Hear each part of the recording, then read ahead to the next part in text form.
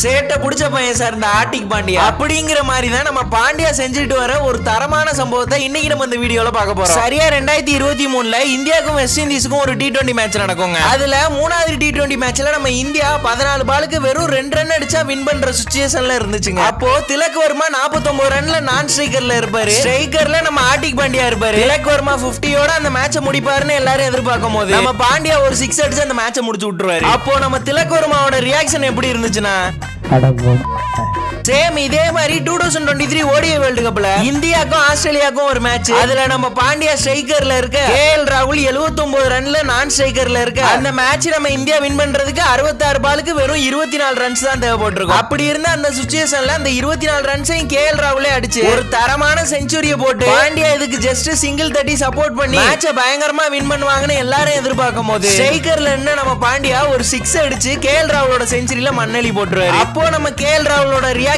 எப்படி இருக்கும்னா, இந்த மாதிரி சம்பவம் ரீசெண்டா ஒரு மேட்ச் நடந்துச்சு. அது எந்த மேட்ச் எந்த பிளேயருங்கிறத நீங்களே கமெண்ட்ஸ்ல சொல்லுங்க.